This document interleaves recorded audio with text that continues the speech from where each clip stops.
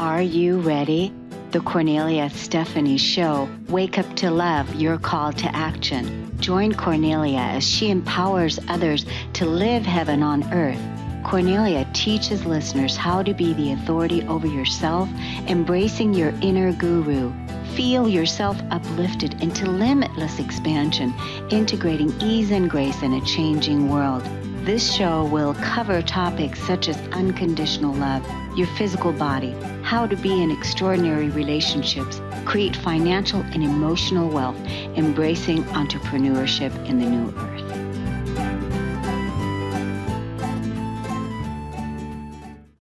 Hello, everyone. Welcome to the Kornelia Stephanie Show, Stories of Hope today. Super excited to introduce you to our first guest. Jillie Maria is a certified Akashic Records and Sacred Soul Alignment practitioner. She's a medium and intuitive, and she's got tons and tons of other skills too that we're going to learn about here in just a moment. She spent many years doing her own deep inner work, which enables her to connect with her clients to help them gain clarity and heal on a deeper level. She uses a variety of modalities in her work.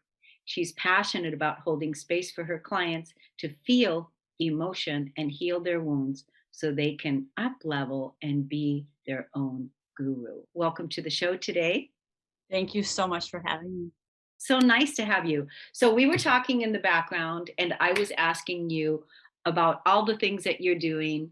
And you said, I wear many hats. So tell us about those hats. Tell us about what it is that you love doing, like when you're driving in the car and you're clearing all the ums and letting go of all of the things and zoning right in on your skill set and what you're doing. What is it that what are those things that you're up to? So I'm Jillie Maria, and I am a certified Akashic Records practitioner. I am a certified Sacred Soul Alignment practitioner. And one of the things that I've learned to do is I'm very wordy when I talk. And so one of the things that I've taught myself to do in my car driving is a business coach had asked me probably 2 years ago now, if you had 90 seconds in an elevator with somebody famous that you really needed their support, you wanted to land them, what would you say? So one of the things that I work on when I'm in my car is driving, or even when I'm running too, but more when I'm driving, is perfecting getting the ums out of speech and getting the places where I'm nervous, the sticky points, and we all have them, and pulling them out and getting into the space like where I feel like I'm not confident. And again, why am I not confident? Because as a medium, as an example, nobody can see dead people. I talk to dead people. I talk to historic homes. Nobody can see it usually, because when you see shows about mediumship and paranormal, and they're looking for like that reaction, that, oh my God, after the commercial break, what did we find type thing. And in my work, it's so much more about honoring ourselves. It's about honoring ourselves energetically and spiritually. It's about honoring the person who's passed away, the people who've passed on, the history. And so being able to come into the minutia of it, and the tiny details of what happened to somebody. And, you'd asked me before the show about, the many hats that I wear, and we're all intuitive. We all have intuition. And when I started doing my work, the very long story made very short is when I started feeling into my emotion, I hyphenate it as E-motion. So energy and motion. It just wants to move through you. There is no, I don't look at emotion as negative. I look at emotion as you have love-based and fear-based. And fear-based emotions to include anger, rage, which is compacted anger, sadness, shame, guilt. All those things, when they come up for you, are just meant to show you that you're out of alignment. That's it. And if we can pull ourselves out of that space, right, of making a story about it and just go, oh gosh, if you got lost in your GPS and your GPS tells you you're lost, some of us are going to beat ourselves up about it, but most of us are going to pull over and recalibrate it. We're going to maybe turn off the app, maybe reset our phone. But the reality is we're going to come into a space of, okay, I accept that I'm lost. You don't have to like that you're lost. Acceptance and liking it are two different things. But being in the space of being able to say, I realize that I'm lost. Now, what am I going to do to reconnoiter and go back to the space? Okay, wherever my location is, and then where are you trying to go? So if we can be in the space of feeling that emotion and getting it out of our body, because the thing is joy and happiness are not out there. They're within us. And so many of us have been taught to suppress and repress our emotion. And that's part of why when I started doing all this work back in 2013 and 2014, I started with a traditional therapist in 2011. But then I found an energy mentor rather, and started working with him and started realizing I didn't know how to feel emotion. Now, some of your listeners are going to be in a space, and you may even be in the space where when growing up, you would hear things like, if you don't stop crying, I'll give you something to cry about. Because our parents and our grandparents, through no fault of their own, had no space ability. They didn't have any emotional intelligence. And again, when I say that, I want to be very crystal clear that having emotional intelligence or lacking it doesn't mean you're stupid. It just means you don't know how to feel because you were never taught to express sadness, grief, anger, anything like that. So our generation then came into a space where it was physically unsafe to feel our emotion.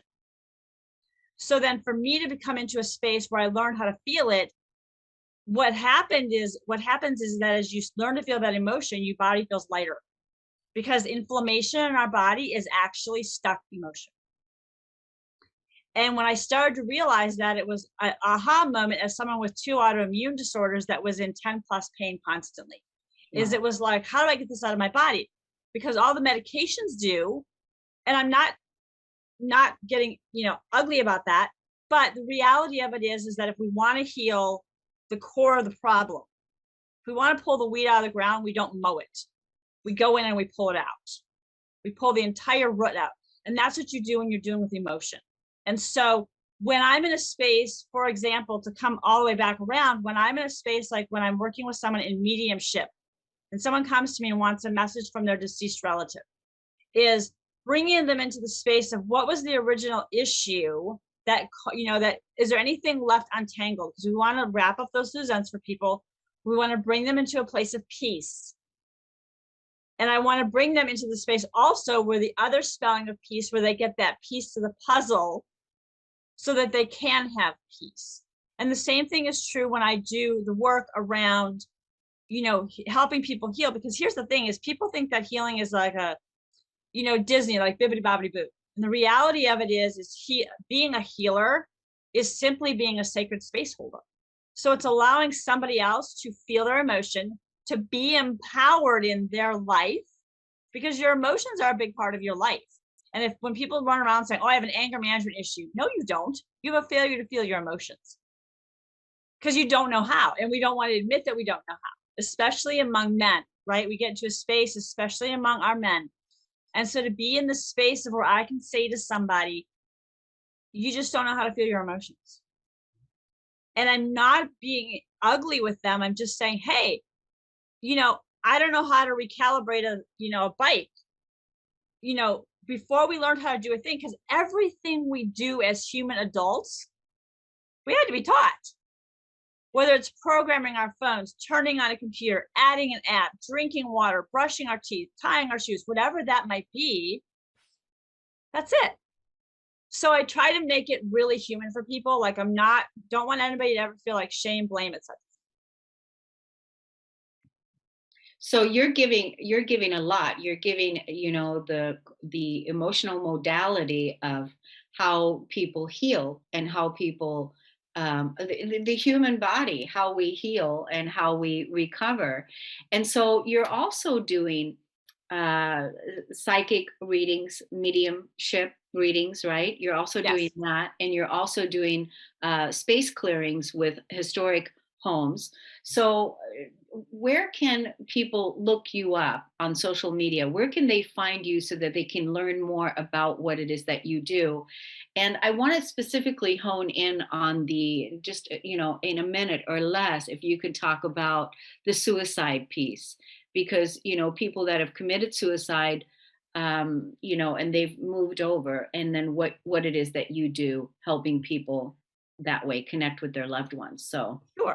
So the website is jilliemaria.com, JILLIEMARIA.com. They can also find me on Facebook, Mm. Jillie Maria Transformational Catalyst. So as far as the suicide piece is concerned, when someone comes to me, and I just had a client recently come to me, and she had lost her son to suicide. And this is probably going back 5 or 6 years now that he passed away.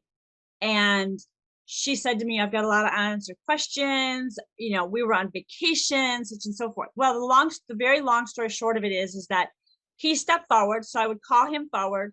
And usually the deceased loved one will step forward on their own. I don't have to call them forward. They'll just step forward. And so he stepped forward, and I will share with the people is whatever their way of doing things is. So if they're visual, I'll see it as an example. So he stepped forward, and he basically shared with his mother that there was nothing he could have done, that she could have done. He was in immense pain. He didn't see any way out. So I answer all the questions, and usually the loved one answers the questions, and I'm simply the conduit. That's the long story short. Good, good. Well, I know because there's, a lot of people, the suicide rate here on this planet has, increased so much. So I'm sure there are a lot of people out there that can use that connection and those services. So tell us the website again and how people can find you. Sure, JillieMaria.com, JILLIEMARIA, all one word.com, and Jillie Maria Transformational Catalyst on Facebook. It was an awesome pleasure to have you here today. Thank you for doing all the good work that you're doing. Keep doing that, keep connecting people, and thank you for coming today here to the show. Thank you so much for having me. I appreciate you. We're going to take a break on the Kornelia Stephanie Show. We'll be right back. Hey, everyone. Come check out this new app I'm featured in. You're going to look for KS Media Group app in the App Store. Download it, launch and create your free account, get the free ebook. You're going to find me under directories. Click on resources of the world's best influencers. Find me at the top of the list and take advantage of evolving your daily practice, cultivating deep inner peace, growing in love with my YouTube channels, and all the ways that you can connect with me now on social media and other ways as well. There's also a long list of live podcasts there that are listed under the directories to help you to live your best life now. Go and hurry, get the KS Media app, go to the App Store. Welcome back, everyone, to the Kornelia Stephanie Show. It's an honor and a pleasure to be with you today. My next guest is Moyra Mackie. She's an experienced and accredited executive coach and organizational consultant, a master practitioner that's recognized by the European Mentoring and Coaching Council. Moyra's training draws from experience and research in therapy, counseling, and relational coaching, developing a style that is both mindful and relational. Her holistic approach focuses on helping people with connection. In a world where people frequently feel disconnected, she helps others reconnect with themselves, with their partners, their family, and their loved ones and teams. Welcome to the show today. Oh, thank you, Cornelia. Thank you for having me. I'm excited to be here. So, what is it that you love about what you're doing? I think it's a bit like it's creating a space where people can tell their stories, where people can hear themselves say stuff out loud and make meaning from it, and to feel heard and feel understood. I think that's one of the most primal things that we have as human beings. We want to be heard, we want to be seen, we want to be understood. And when you see that happening with people, either with me one-to-one in the coaching room or in groups, there's nothing better. There's just nothing better than that. Yes. So yeah, and that's the thing that you're doing with your coaching practice and your organizational practice. And this is what you're doing with people every day. Yes, it is. And so I feel lucky and privileged to do the job that I do. People say, oh, you seem to love your job. I'm thinking, like, what is there not to love about helping people with this? I sort of say I'm a bit like the wedding planner, because you're always on the good news side of life. You're always on that things are getting better rather than kind of holding divorce parties or whatever. But you know what I mean? It's like the good news part of what we do. What's your vision for the work that you're doing and moving forward with how you're helping people across the world? Because I know that you're also in the UK, you're also in the US. We have a lot of people in our community also from the UK. So, what is your vision going forward with your work? That's such a great question. I love helping people to gather.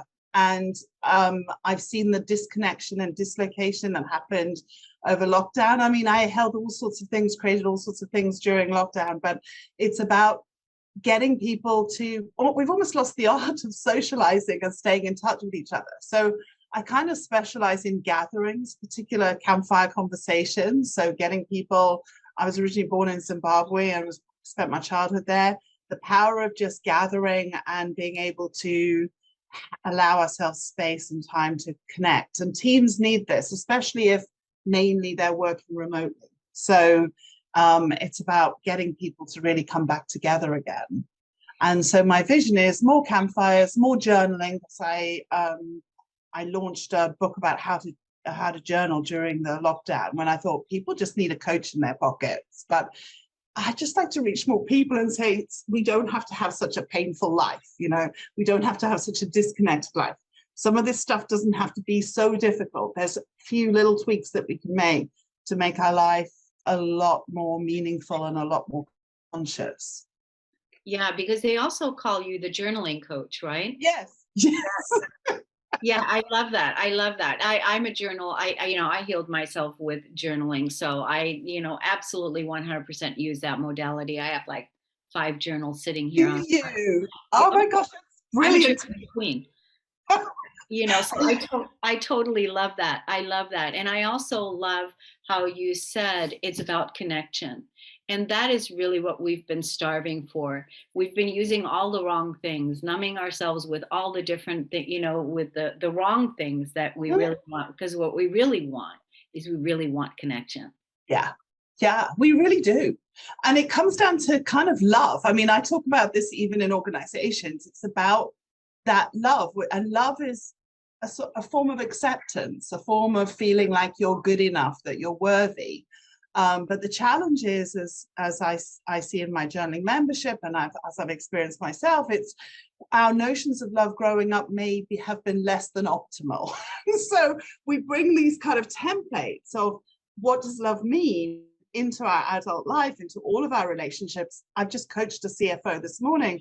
And when I talked to her about it a little bit, she was like, oh my gosh, she said, I've just recreated my family at work. And I'm now my mother. And I don't want to be my mother. So these are insights that I think, if we can really get to know ourselves, come into connection with ourselves, who are we, then it's so much easier from that point forward. I feel like this is the most important work. It really is the most important work to become, to remember who it is that you are, to become intimate with yourself. And journaling helps you do that. The self-love practice helps you do that.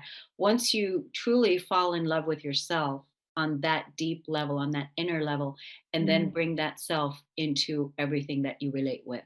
Yeah, absolutely. And I saw one of your episodes where you talked about just kind of at one point just lying on the floor and being, just overwhelmed with emotion and getting stuck and that kind of thing.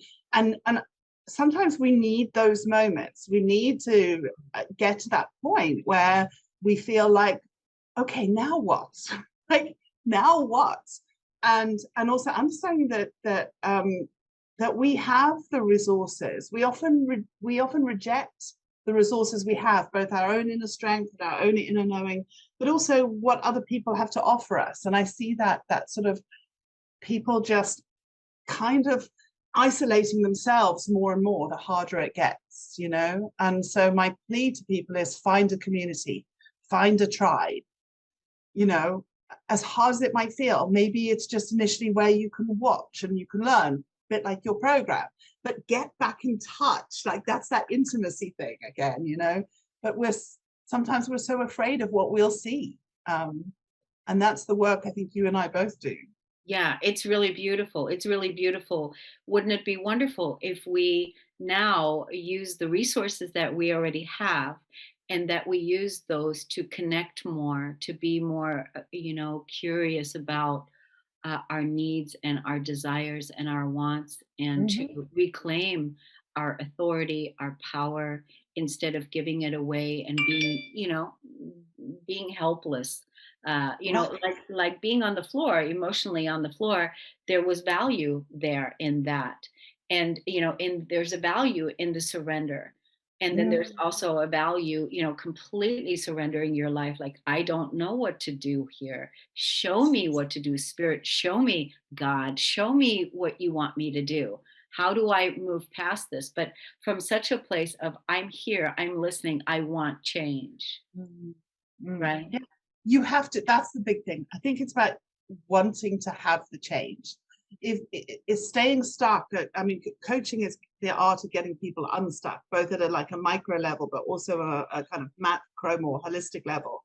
But there's a coach or a therapist or anyone can only hold the space.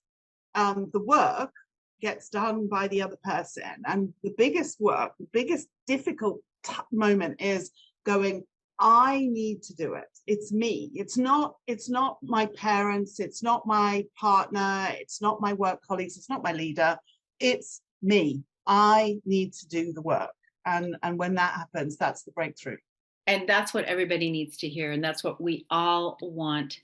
We want to leave you with this today, and to take home, to take on that mantle, and take on that change, that I need to do the work, and you have all the resources around you to support you. How do people find you on social media? How can people look you up and connect with you? Connect Okay. you. Yes, connect with me. Please connect with me. So you can, if you Googled Moyra Mackie, and you hopefully any spelling will do, but if you Google me, you'll find me on Facebook, my Facebook page. You'll find me on LinkedIn. You'll find me on Instagram. But you can also find me if you go to thejournalcoach.co.uk. And then, Kornelia, there's a download if someone wants to give the Journal Safari, the book that I published, a go. We've got the free chapter. If people put journalcoach.co.uk/inspire me, then they will get to a download that's for free for them to give the journal a go. But otherwise, just connect with me on social media and say hi.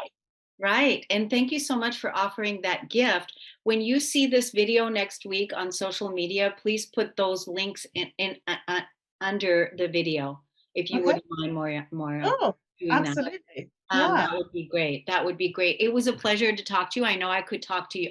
Could continue on talking to you. Definitely want to have you back on again. Thank you so much for coming onto the show today. Thank you, Kornelia. I appreciate it. Thanks for holding this space. Oh, it's wonderful to have you, and you're such a gift. Thank you for the wonderful work that you're doing in the world.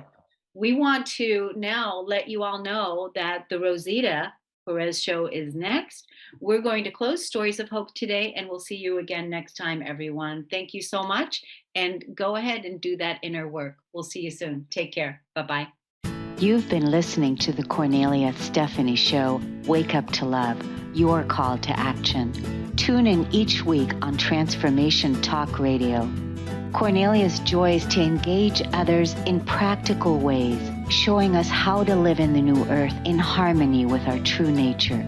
For more information on Kornelia and her extraordinary work, or to listen to past shows, go to her website at korneliastephanie.com.